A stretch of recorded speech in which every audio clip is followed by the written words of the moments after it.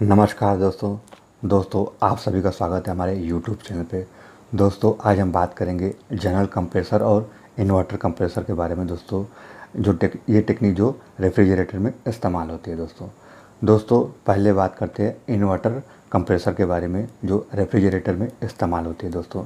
दोस्तों उस तरह की फ्रिज जिसमें कि इन्वर्टर कंप्रेसर इस्तेमाल होता है। दोस्तों उसमें कंप्रेसर धीरे धीरे स्टार्ट होता है, फिर तेज़ गति से चलते हुए आवश्यक तापमान को जो है प्राप्त कर वो धीमा हो जाता है। पर दोस्तों वो बंद नहीं होता, रुकता नहीं है, पर वो तापमान को एक जैसा बनाए रखता है। दोस्तों फ्रिज में जब दोबारा टेम्परेचर बढ़ता है तो फिर से वह प्रक्रिया यही शुरू करता है। फिर से धीमे धीमे शुरू होता है, फिर तेज़ गति पकड़ता हुआ आवश्यक तापमान प्राप्त कर दोस्तों फिर से धीमा हो जाता है, पर बंद नहीं होता है दोस्तों, और रुकता नहीं है, पर टेम्परेचर को बनाए रखता है।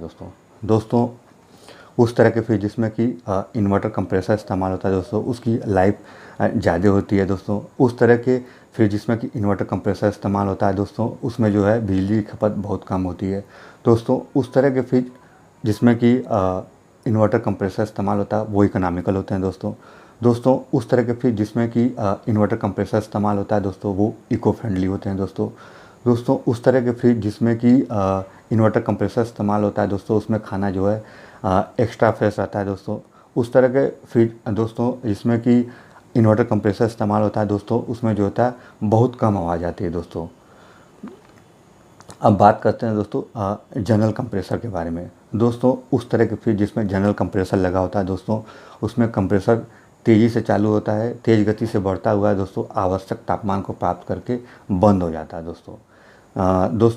जब फ्रिज का तापमान फिर बढ़ने लगता है तो वो इसी प्रक्रिया को फिर दोहराता है, यानी फिर तेज़ गति से चलता हुआ आवश्यक तापमान को प्राप्त कर फिर बंद हो जाता है।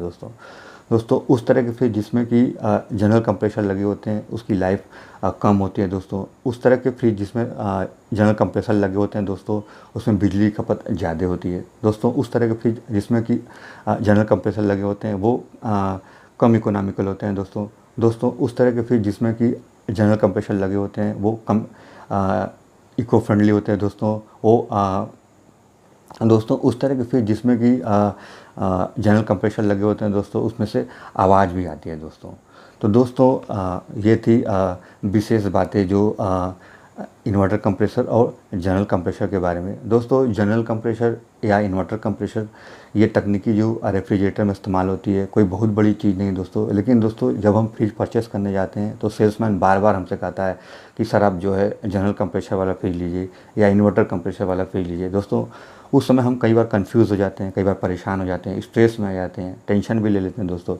अगर हमारे पास पहले ही से जानकारी है इन सब चीज़ों की, तो दोस्तों हम जो है फ्रिज परचेस करेंगे अपनी पसंद के हिसाब से, अपने ज़रूरत के हिसाब से, अपने बजट के हिसाब से दोस्तों, न कि सेल्समैन के हिसाब से। दोस्तों रेफ्रिजरेटर पर मैंने 2 वीडियो और भी बनाया है दोस्तों।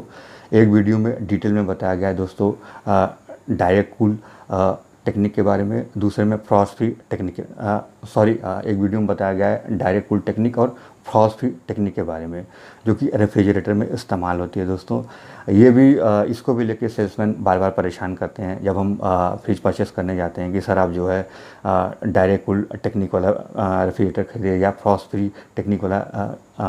फ्री टेक्नोलॉजी वाला जो है रेफ्रिजरेटर खरीदिए। वहाँ भी हम नहीं, अगर हमारे पास जानकारी का अभाव रहता है तो वहाँ हम परेशान हो जाते हैं, असमंजस में पड़ जाते हैं, कई बार टेंशन ले लेते हैं।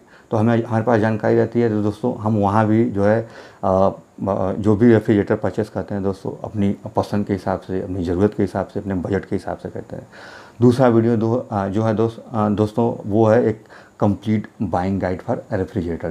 दोस्तों उस वीडियो में डिटेल में बताया गया है कि कैसे आप एक अच्छी कंपनी चूज़ कर सकते हैं रेफ्रिजरेटर खरीदने के लिए, कैसे आप ये भी जान सकते हैं कि जिस कंपनी का हम फ्रिज परचेस कर रहे हैं आफ्टर सेल्स अगर फ्रिज में कोई प्रॉब्लम आती है तो उसका सर्विस सेंटर की सर्विस कैसी है, अच्छी है कि नहीं, ये उस वीडियो में आप जान सकते हैं, पता कर सकते हैं। दोस्तों इसके अलावा दोस्तों उस वीडियो में ये भी चर्चा की गई दोस्तों कि आपको कितने लीटर तक का फ्रिज लेना चाहिए, और उसमें ये भी चर्चा की गई दोस्तों कि जो है जो कंप्रेसर आप इस्तेमाल कर रहे हैं उसमें दोस्तों कॉपर की कॉइल लगी होनी चाहिए या एल्युमिनियम की कॉइल लगी होनी चाहिए। दोस्तों उसमें जो आप फ्रिज लेंगे वो आपको सिंगल डोर लेना चाहिए या डबल डोर या ट्रिपल डोर या साइड बाई साइड डोर वाला फ्रिज लेना चाहिए।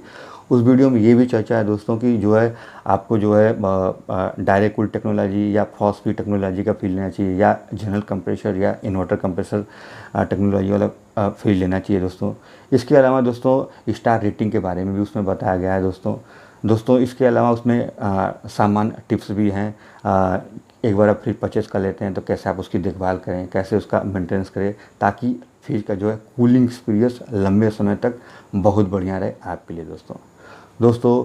उम्मीद है दोस्तों कि आपको ये जानकारी अच्छी लगी होगी दोस्तों। अगर आपको ये जानकारी अच्छी लगे तो प्लीज़ हमारे चैनल को सब्सक्राइब करिए, हमारे वीडियो को लाइक करिए और हमारे वीडियो को शेयर किए दोस्तों।